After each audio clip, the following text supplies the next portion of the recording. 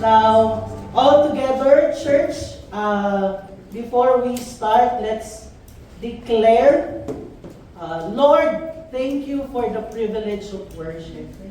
Thank you for the privilege of worship. Ikonsa, i-internalize sa nato, then all together we will declare it. Are we privileged that we're given the opportunity to just come and worship God in this place today? Amen. And it will always be a privilege to worship God. Amen? Amen. And that's something that we always have to remind ourselves. Lord, amazing. All together, 1, 2, 3.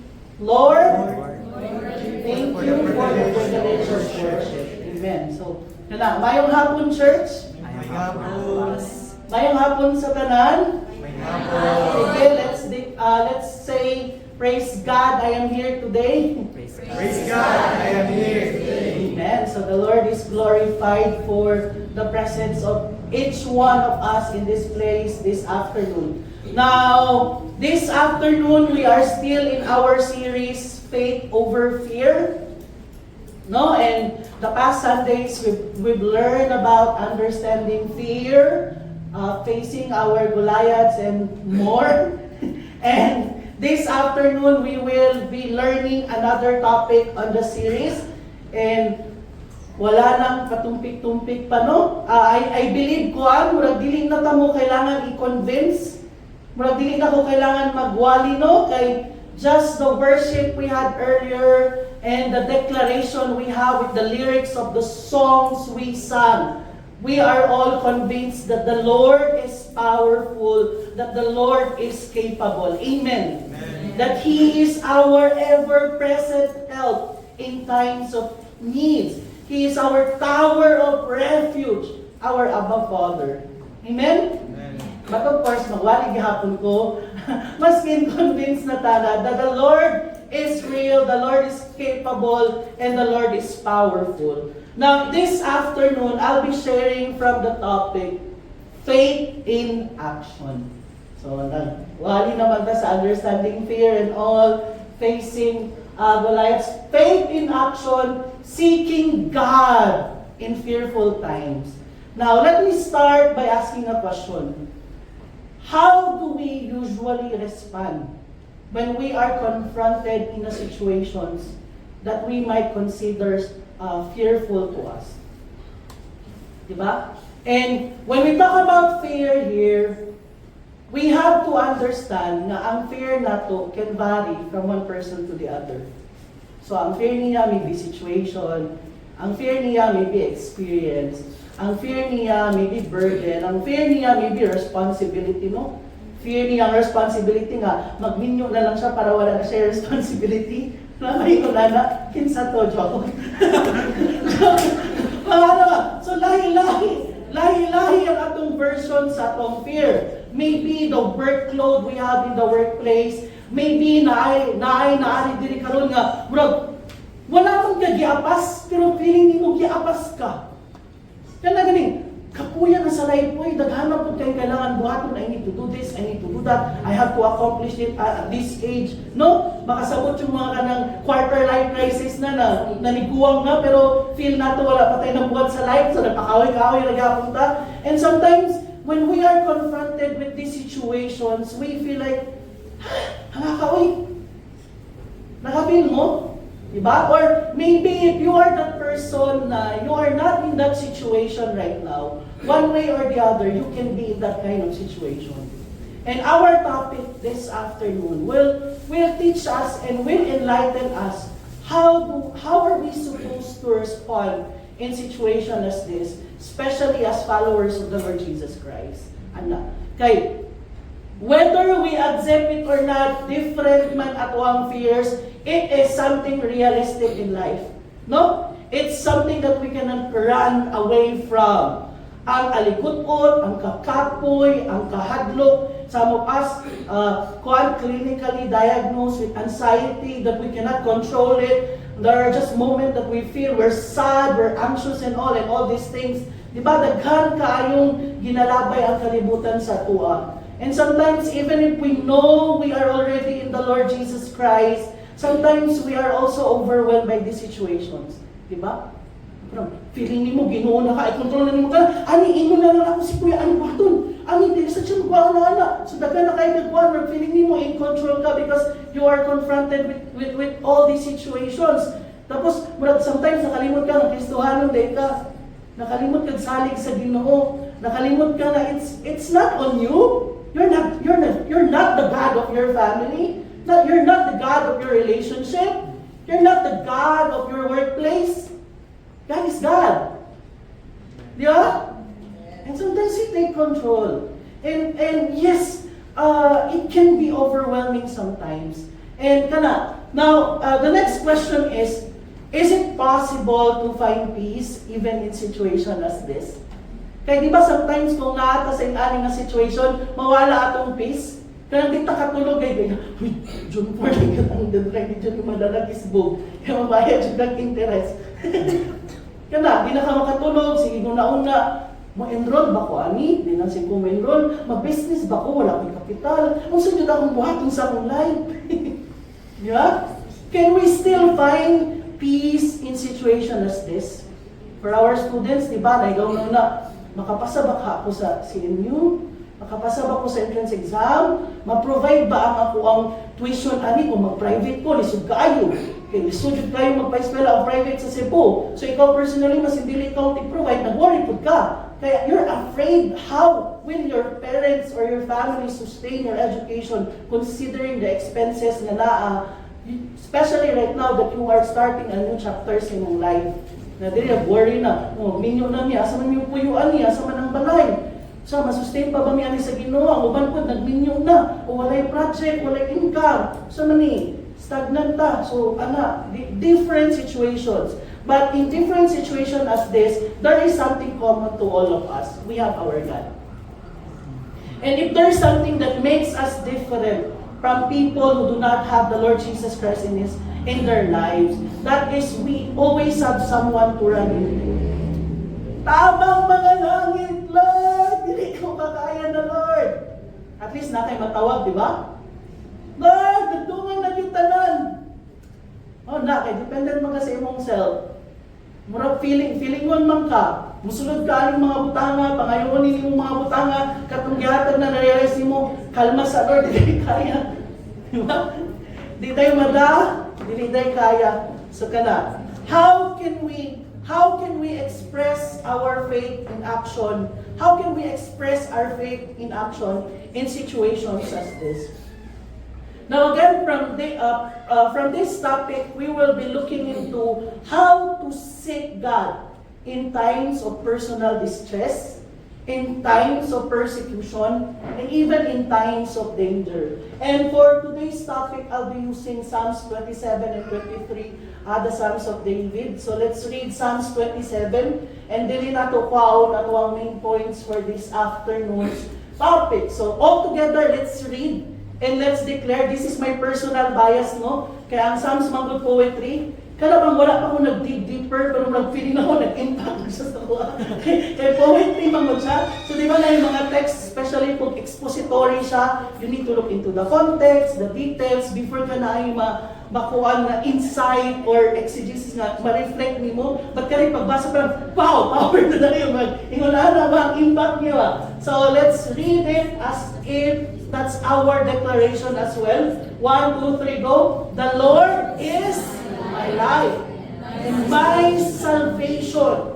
Whom shall I fear? The Lord is the stronghold of my life. Of whom shall I be afraid? When the wicked advance against me to devour me, it's my enemies and my foes who will stumble and fall. Grabe kayo so. Though an army besiege me, my heart will not fear. Though war break out against me, even then I will be confident. Nakapa, no? Kabantay mo, murag dili na siya kailangan na to explain further, baka pa lang murag powerful na siya tayo. Continue. Verse 4, one thing I ask from the Lord, this only do I seek, that I may dwell in the house of the Lord all the days of my life, to gaze on the beauty of the Lord and to seek Him in His temple. For in the day of trouble, He will keep me safe in His dwelling. He will hide me in the shelter of His sacred tents and set Saya upon the rock. And nato na siya other part of the passage that I'll just use to contextualize, but I'll just focus on verses 1 to 5. No? Now, just to give us a context kung saan ang Psalms 27, this was actually written during the time when David was in personal distress. He was persecuted, and ang worst is his life is in danger. So in short, this was written by David katong time nga gulong-gulo yung buhay, GGB siya. So naka-experience na ba mo, dapat mo sa situation na GGB man akong life, gulong-gulo ang buhay. And si David mismo nakaabot siya na nga situation na daghan kay sa gulo nun, naa siya calling, pero in this calling, there are things that he needs to accomplish, and even ay people nga mga nasuya. So di ba King Saul, if you know the story, it was also during this time, that King Saul is running after his life. Okay, suya man si King Saul, na si David, na from shepherd boy, then will become king, yana. So, kung ano yung kinabuhi? We might think na the Bible characters, we know chill kaya lang life, di ba? But it's not. That's why I love the song titled Confidence by FBA Worship. Give me faith like Daniel in the lion's den. Saan ba ang situation ni Daniel? Lion's den. Yeah? Give me hope like Moses in the wilderness. Di ba? And ang last, mautan ako yung main points, pero si David, nakalala kay bias lagi. And the last card, akong point nung kay faith like Daniel in the lion's den, hope like Moses in the wilderness, then heart like David, Lord be my defense. Mauday kwan kay si David, kanang grabe kayo ang favor ni Lord after all because of the kind of heart that he has in acknowledging who God is in his life. Kasi he's a man after God's own heart and all. So these are difficult situations. So even the Bible characters, we know, they did not live a life bed of roses. Diba? Sometimes we think na pag Christian na ta, everything is okay. Well provided, bagay wilderness, diba? So natin yung mga drought season, we feel like we can do all the things we wanted to do, and sometimes when we fail to do it, we are disappointed, and God can no longer be found. Now, if we're going to read the other part of this passage, si David, nakakuha naman po siya, nakadwa-dwa siya ginagmay ba? Confident kayo siya nagsugod, pero sa last part, nanin siya, Lord, ayaw pagtago na ako. Lord, wala lagi ka namin now. Gabi na biya kaya akong pag-affirm sa akong faith sa imuha. Gabi na biya kaya akong declaration ani. Lord, isik ka. One thing, ikaw, Jude, Lord. Ikaw, pero nanong wala ka, Lord. Di ba? May mga anak. Gabi na kayo mong kuhan, but you still feel like the Lord is not listening, the Lord is not around, or the Lord cannot be reached. Anak. But again, this was written when he was in personal distress, in persecution, and even in danger. So, dili same ang atuang fears nga giyagyan, but we can all relate on how David responded to his situation during that time. And the first, how do we seek the Lord in fearful times where we can manifest our faith? Next slide. By affirming our faith in Him alone. Kinsa diri na whenever magkalisod mo, instead of magnifying your situation, you redirect yourself and once again remind yourself of who God is in your life. Diba? Lord, gubot kayo kung kinapoy. Sige, Lord, gubot pa more. Iyan naman ito ang reaction. Lisod kayo sa atong situation, dagan kita giapas, natay mga yun-ani, yun-anda. Kung sa atong reaction, bring it on! Bring it on! More! But David, what was his reaction? When he was in this kind of situation, he affirmed his faith to no one else but to God alone. He knows where to go. Next slide. Ingon sa verse, no? Tanan siya actually, the Lord is my light and my salvation. Whom shall I fear? Diba? Mao na yung starting sa yang psalm. The Lord is the stronghold of my life. of whom shall I be afraid? When the wicked advance against me to devour me, kaya nagkakaroon siya enemies, ani, in different forms, tao, situation, past, tanan ang enemies niya. Mao na yung mga enemies, tao, situation, calling, name it all. But yung ingon niya dire, it is my enemies and my foes who will stumble and fall. Matapang. Diba? Problema ka? Sige, ikaw ang tutumba, dili ako. dapat nga natong respondo kung na problema, dili kami ngon, kinsa ba yung sa isog sa tuwa? Ikaw ako. Dili ikaw. Ikaw ra akong Ginoo. Ana, dapat, di ba? So kung na problema, dili kay, kinsa ba sa isog? Ikaw ako. Simple siya. Pero kung minsan, kinsa ba sa isog? Ikaw akong Ginoo. Akong Ginoo. That's why akong mama, maayon dyan na kayo siya mang-rebuke kay. Pag mag-isgot na akong problema sa mura, di maka-Kristyano. Ay, dili na dyan dito, dili pwede mag-express kung kuhaan. Dili na, bro, usahay, tingnan ka na, share ang problema. Kaya mag-judge na akong Christianity, no? Lanong goal magkatiha. Pastor na baka, di ba ko pastor? Wag, ako din ko pastor. Di ba? So, kinsa ang mas isog ang imong problema, ang imong sitwasyon, or ang Ginoo nga naka? Kasi David yung siya dili, when the wicked advance against me, even when you feel like the enemy is winning, even when you feel like your situation is winning and ready to devour you, it's your enemies who will stumble and fail. Amen? And that's a great affirmation of his faith to God. Diba? Asa siya nagikan sa iyang confidence? Sa iyang self ba? No, to the God that he serves. Kaya he started the chapter by declaring who God is. He is my life. He is my salvation. He is the stronghold of my life. When you say, He is the stronghold of your life, it means siya imong anchor. Siya imong foundation. That's why the Word of God tells us in Matthew 7, basta sa chapter 7 to, the story of the wise men nga ni-build og house sa sun, of the wise men who build his house on the rock, which represents the Father to God. When you anchor your life to the rock, then you have a strong foundation. And you know what? Our life is only as strong to where we put our foundation on. When we put our foundation on something temporary, do not expect that your life will be founded in a strong foundation. Because it's only as good, church, to where you are putting your foundation. If you put yourself on your foundation, good luck. Good luck sa inyo, ha? Di ba? If you put your foundation in your finances, good luck also. If you put your foundation on your achievements, samot. Because now, all these accolades and trophies that we can ever get in this world can never compare to the grace where we stand. Amen. And it can never compare to the position that we have in the Lord. And it's always the best position that we can ever have.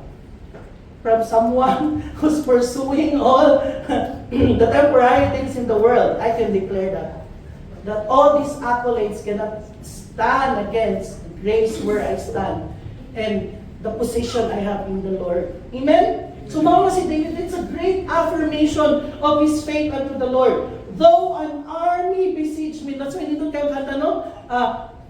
My God is the God of armies. Ano sa ito ang lyrics? Di ba? Di ba? Though an army besiege me, my heart will not fear. Though war break out against me, even then I will be confident. Dami ni si David, ipa-experience na itong sa Sambuanga siege ba? Kaya mas in war kuno nga, break out, dito sa madlock, bantay dito, kung di ka magdagan ng tago sa lamisa. Kaya ako, nabi ako ikuan, trauma, PTSD. Okay. Katong sa Cebu na gipusil sa LaGuardia, gikatawan ko nila, kaya nitago ko sa lamisa. Wala sila ka-realize na I was there during the Sambuanga siege.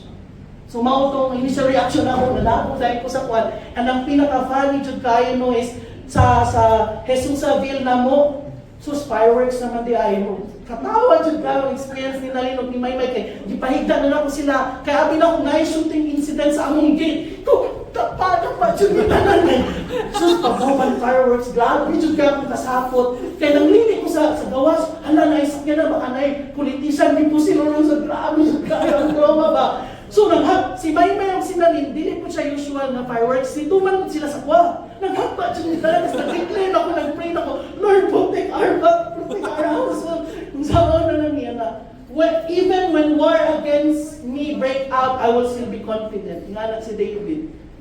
Bahala, war na diha, isog yapon. So, we can see his great affirmation of his faith unto God. Next slide, it says there, when we say affirming our faith to God, it means expressing. Take note, church. The first is expressing. But it does not just end by expressing. You need to reinforce. Diba? Kaya sometimes we say, the Lord is my life, the Lord is my salvation. Anak kan kayo, pabebe kayo na declaration. That's just merely expressing. But when you say reinforce, it means you are really giving power to what you are saying. Dili lang siya merely declaration. So that's the difference when we affirm our faith to God. Nanong, di ba? Seeking God in fearful times. Because the declaration is already there. We are aware na si Lord atong life, atong salvation, He is this, He is that. But there are times na when situations are difficult, we have not just to express, but reinforce who God is in our lives. Amen? That's why, when we are in a situation na kanang overwhelmed na kahit ano, sa expectations, sa buhaton, sa ingon ani, the best thing to do is to once again go back to your knees and to remind you, ang nindot na starting point, no, you remind yourself of what God has done so far. Pagka na-overwhelm na kabalik, ibalik yun ni mo. Ikaw yun mangitag pamaagi nga mag-throwback yun ka. Lord, i-throwback na ko ang great things na gibuhat ni mo. Lord, i-throwback na ko kung kinsa ka on how you have sustained me so far. Especially ako confident kayo kung nga masin GGP na gani ang mga buhaton. Mag-last minute, dili siya sakto, no? Mag-last minute ko, pero feeling na kumakaya din, yapon ako kay the Lord has proven Himself that I was able to do it. When I declare the Lord, I can do this. And that strength is not coming from me and coming from the Lord. So whenever you are overwhelmed, that's the best thing you can do. You have to reaffirm and reinforce once again who God is in your life and how you are personally knowing the Lord. Kaya diba, lahi-lahi man sa natong personal versions of our relationship with God, ang weight ni Lord sa atong kinabuhi, naglahi sa na siya. Depende po kung paunsa na to na-experience si Lord sa atong life, how we were able to experience His reality in our situations and the things He had done in the past that you can testify by your own selves that Lord, you are good. And I know you are able. And I know you will do the same. You will do it again. Ana, di ba? So that's reaffirming and reinforcing. When we affirm, we reinforce our faith, not just our faith, but our devotion. Mubalik yun ta kay God. And our trust in Him. Amen? So kana. Sorry. Now, David expressed not just express but reinforce who God is in his life in this verse. Now, question, were there situations in your life where you feel so overwhelmed and you just need to remind yourself of who God is? Sakto, di ba? Nandiyo yung mga times sa itong kinabuhi nga challenging, lisod, anxious ta, and all. And what do we do? And what are we supposed to do? We have to redirect ourselves to God once again. Amen? Practical ba siya kayong example? Powerful ba siya na example? Tell me no na kay pag-awsunti ka. The answer is yes. That's the best thing to do. Whenever we can no longer do it on our own, the Lord is there. Maong powerful kaysa ka. He is a tower of refuge. Grabe kayo, no? Tower dyan si God. Dili lang sa building, dili lang sa room. tower of refuge yun siya. When it's a tower, it represents one power. It represents vastness. Kay tower good. Dili basta-basta si Lord ang refuge nga makuha mo sa Ginoo. Dili lang siya kanang simple comfort. Dili lang siya kanang simple kuan, but tower of refuge. Ever-present help in times of need. So that's the first thing that we have to do when we seek God in fearful times. Next is, how do we seek God in fearful times? By focusing in Him alone. Siyempre, si Lord yun ato ang i-exalt diri, no other name. Not you, not me, but it's God. So if we're going to read the verse, let's read it once again. 1, 2, 3, 4. 1, 2, 3, go. The Lord The Lord is my light, my salvation. Whom shall I fear? The Lord is the stronghold of my life. Of whom shall I be afraid? When the wicked advance against me to devour me, it is my enemies and my foes who stumble and fall. Though an army besiege me, my heart will not fear. Though war break out against me, even then I will be confident. One thing I ask from the Lord, this only do I seek, that I may dwell in the house of the Lord all the days of my life, to gaze on the beauty of the Lord and to seek Him in His temple. For in the day of trouble, He will keep me safe in His dwelling. He will hide me in the shelter of His sacred tent and set me high. Upon a rock. Amen. Now, church, can we all agree what focusing to God can do in our lives? Can we all agree? Now, when we focus to God instead of the other things in our lives, it gives us what? Unsa man? Sige. Recitation sa ta. When we focus to God, what happens?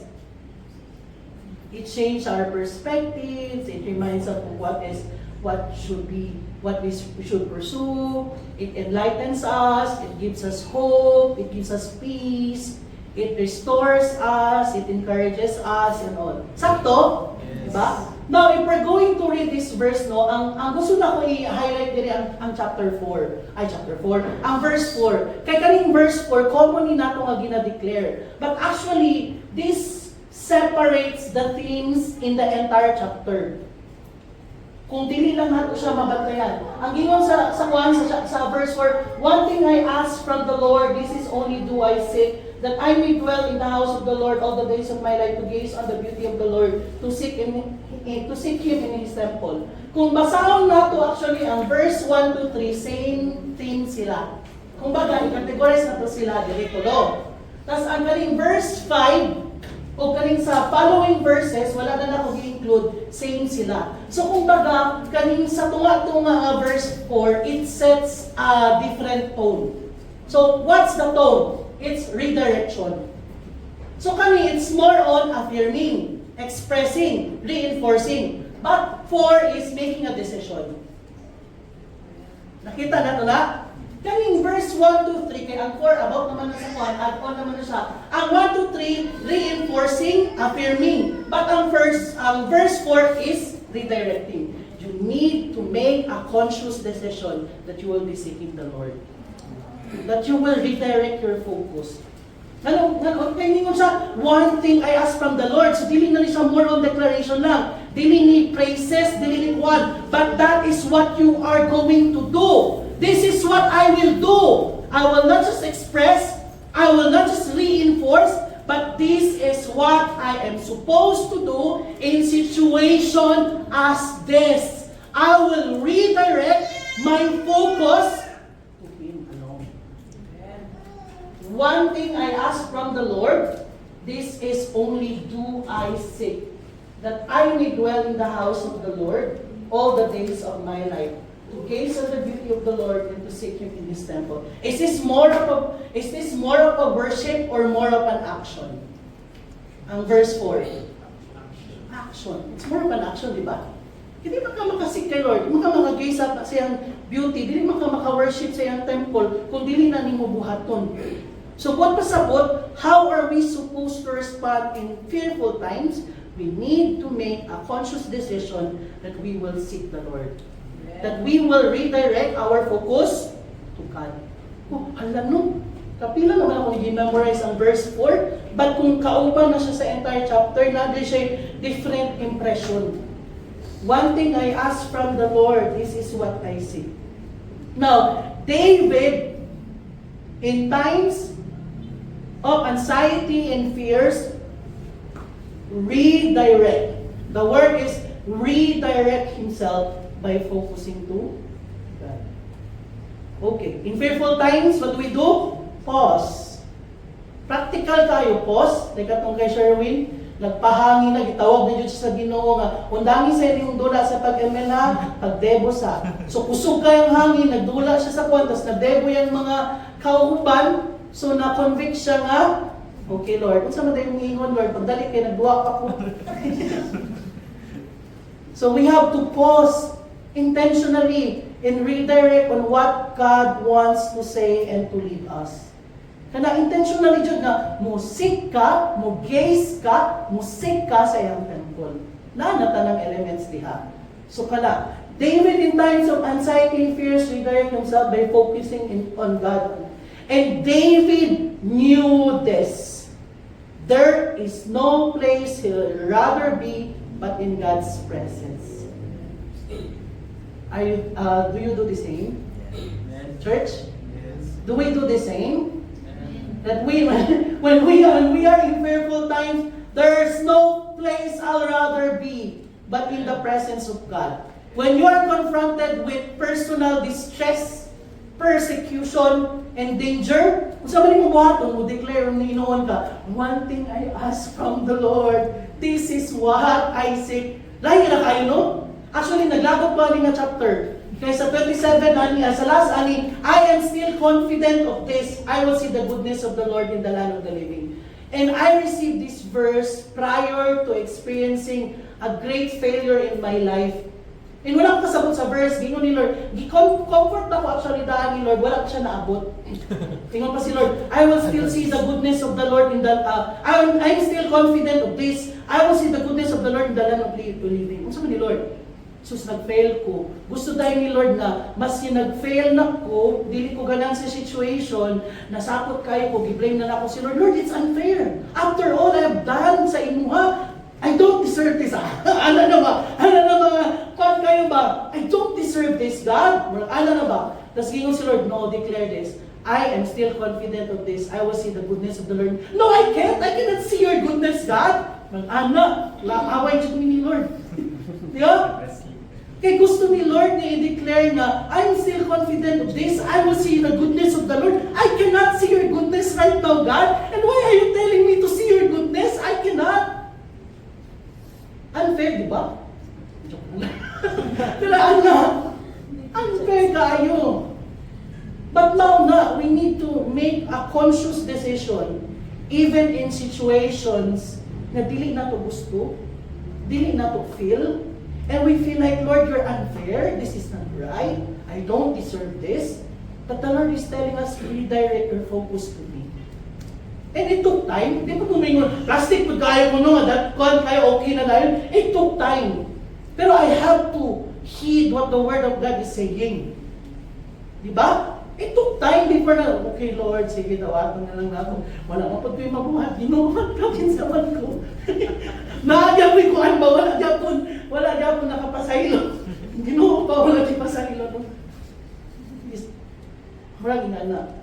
So we have to make a conscious decision to redirect ourselves to God. Even in situations we feel like I don't want, I cannot, it's not fair. Cannot. So redirect. Cannot. So, but we have to, for David, the presence of God gives so much assurance. Amen? Kaya pag-atara na sa verse 5, for in the days of trouble, He will keep me safe in His dwelling.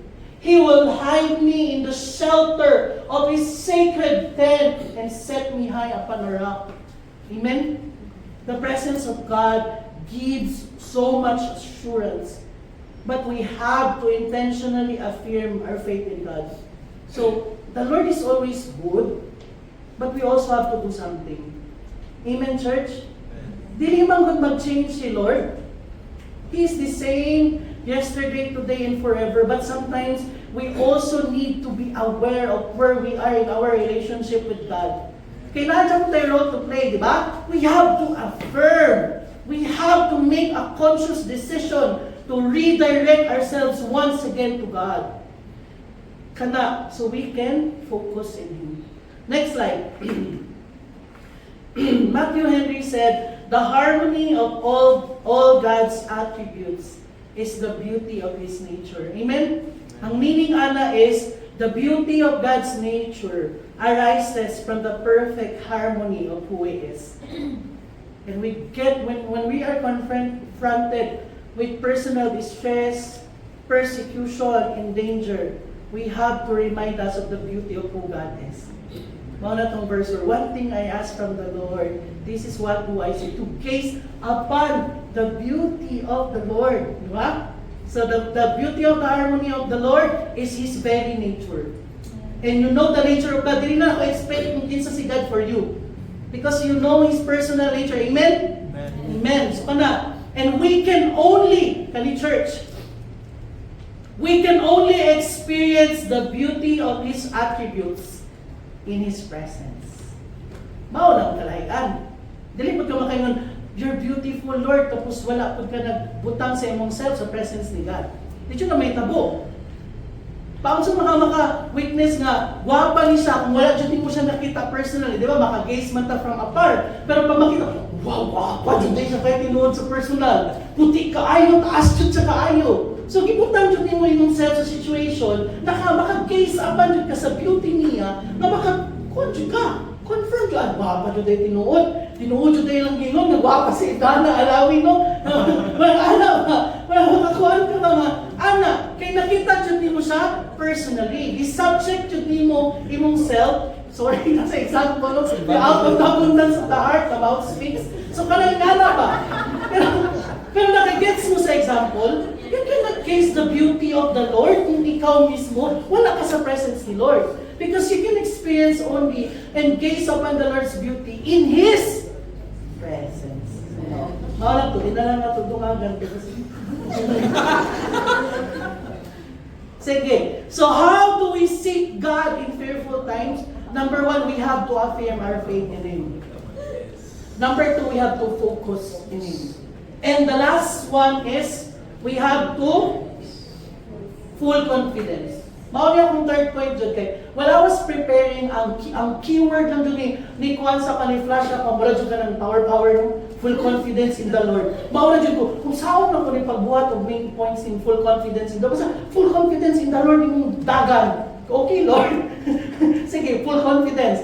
So what the Lord is telling us today is, when we seek God in fearful times, the Lord is just asking us, among all, no?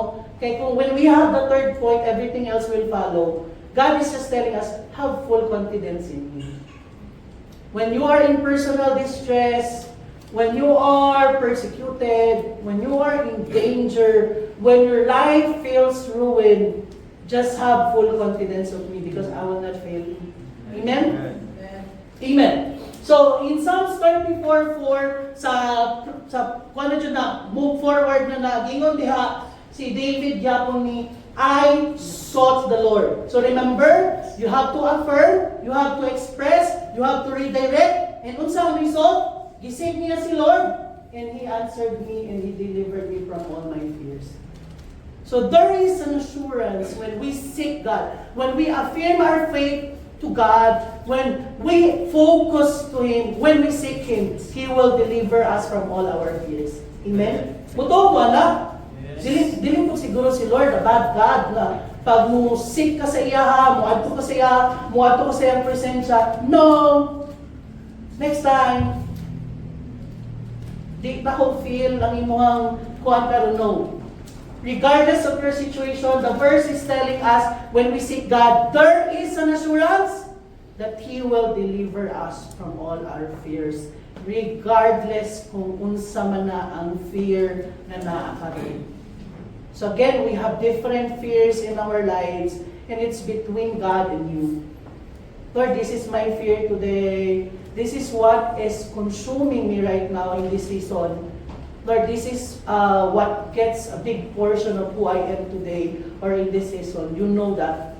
And the assurance is when we seek the Lord, just like David, the Lord delivered him from all his fears. And again, during that time, ang iyang fear, kay kung basahon mo ang mga verses no, enemies biya. So daghan jud, but some scholars would tell that it just refers to people. Pero si King Saul rabiya ang run after sa iya. So ang enemies nga naa siya in different forms. Persecutions, danger, tanang-tanang na, combine na jud, GGP jud siya kaayo during that time. So, but despite na GGP siya during that time, he continuously, ang keyword is, he continuously seek the Lord. He sought the Lord. He sought the Lord. Past tense na. Isik niya ang Ginoo. Maunang i-deliver siya sa Ginoo sa tanang fears niya. Because again, the Lord will not fail us. Do you agree? Can we all agree that the Lord will never fail us when we run unto Him? Amen. Amen. So when we run unto Him, even if you feel like, Lord, dugay naman ko, wala ka run after you. Lord, kanang mo run after naman ko nimo, Lord, pag kanang kuan na jud kaayo, Lord. But you know what, church, no? Si God, dili biya siya mo pili kung kanus akan niya dawaton. Because in all your seasons, He will always accept you, and He will always let you feel His great love and kuan. Nakanang, masin randomly, you will just listen to the lyrics of the song, and mag-breakthrough na kadayon.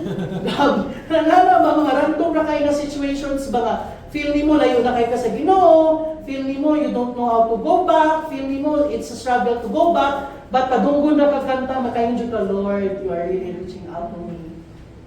Despite sa pong situation, you are loud enough telling me that I can always go back in your presence and experience your presence. Amen? And imagine the joy it will give after ka nakasulod sa iyang presensya. It's never the same again. Because when you go out in His presence, you are once again restored. You are once again renewed. Kung nagpaluya-luya, na hindi naka-for Monday. Luya na kayo kung one weekend. Lord, mahuman na dyan yung Sabado, Domingo na dyan, human na dyan yung Simanahani. Pag Domingo na, nakuan ka, or Saturday na nakuan, sige, mag-Monday na. Ready na ka dahil for Monday because you are restored, you are renewed, you are refreshed in the presence of God. Amen ba? Do we all agree to that? Amen. That's why there is no place I'd rather be in the presence of God. Ba? Sometimes mudagan ka sa kuan, sa other nga pamaagi. Like ako, when I stress, I run after food. O, manambo ko kay mag-stress eating ko. But I realize later on, kasi nag-stress eating ako, dili siya enough na i-comfort ko. Si Lord nagtutiyay gahapon mag-comfort sa ako pag uli. So kaya iana ba, na sometimes we have other ways on how we can comfort. Okay naman siguro, no? Kay, just to affirm ourselves that we did a great job. So, I survived the week, so magsanggit ko Sabado. Ma'am, tara, magsanggit ka. Nauman ako ang week. Nauman ako ang Saturday. Nakasurvive ko this week, magsanggit ko, bahala na. So that's one way to comfort yourself after all the things you have to go through. But it's also a reminder that there's no place we'll rather be but in the presence of God. And the best comfort we need, we can find it in His presence. Amen? Amen ba? Amen. Sige. Amen. Now, there is an assurance that when we seek the Lord sa kaninga verse, He will deliver us from all our fears. And this is something that we can trust Him about. So, dili nato nga, dili jud ta malugi nga mo trust ta ni God sa kaninga situation. Now, in this chaotic world, the only place we can put our confidence is not on ourselves, but on God alone. Amen? Because in Him, we can overcome. Amen? We cannot put our confidence on something that is temporary and changing, but on something eternal and unchanging. And there is only one person na unchanging and eternal. And that is who God is. That's why the only place where we can put our confidence is only God. Because He is the same yesterday, today, and forever. David knew this. David knew this, and we can emulate David. This is something we can follow. And this is something we should do. Now, in another Psalms in 23, David also ended the chapter, mausa niyang closing remarks sa kanilang chapter, surely goodness and mercy shall follow me all the days of my life, and I shall dwell in the house of the Lord forever. I am still confident of this. I will see the goodness of the Lord in the land of the living. Yung anad yung mga starting o ending. Si David, maayon dyan siya musulat. Kusog kayo ang iyang starting sa iyang mga Psalms, nindot pa dyan kayo ang iyang ending. So, plot one siya sa kuha. So, asa man ni nagikan ang assurance ni David. This assurance comes from his full confidence on who God is in his life. Now, and there is something we can learn from David in all his Psalms, no? And how he ended all the chapters and started all the chapters. What is something that we can learn from David? Consistency. 23, 27, 34. If there's something we can learn about David, it's his consistency. Consistency in affirming his faith to God, consistency in focusing to God, and consistency on putting his full confidence to God. Now, church, in times of fears, uncertainties, personal distress, let's affirm our faith to God. Let's redirect our focus to Him. And let's place our full confidence in Him alone. Last slide, church. When I am afraid, I trust God. God bless us all. Amen.